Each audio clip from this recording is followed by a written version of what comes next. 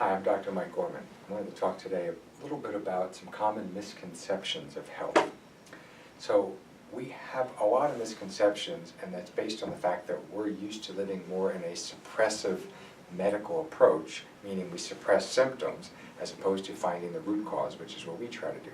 So let me give you a couple examples of some things that are actually really good and show us that our body's functioning correctly, but we can often mistake that for something not working right or being sick. A fever. Fever is a great example of the body's wisdom, because every degree that your body raises the temperature, it actually doubles your immune system. Most people do not know that, at least they haven't in all the people that I've spoke to over the years. Every time you go from 98 to 99 to 100, you're literally doubling the immune system. You're doubling the amount of white blood cells that go around and actually attack and fight the immune system. Now, if we, out of our ignorance, if we're at 103 degrees, we're actually have 32 times the normal amount of white blood cells going around fighting infection, and that's a great thing, right? 32 times more. But out of our ignorance, we say, I'm going to take a Tylenol or an antipyretic. I'm going to take that so that it pulls my fever down. We're actually, it's like we're tying one hand behind our back of our immune system. Now all of a sudden it doesn't have as much of the faculties to fight as it would have before. So that makes whatever you have last much longer and actually take longer, and your symptoms will be worse as a result, right? Longer term. Take another example, a cough. We take a cough suppressant.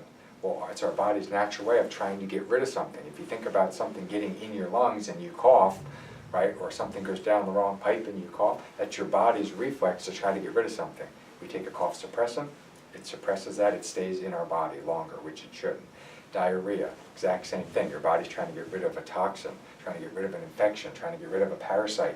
All of a sudden, maybe a bad food that you ate, processed food.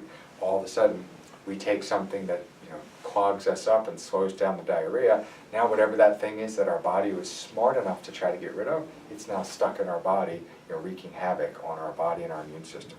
So last example would be vomiting.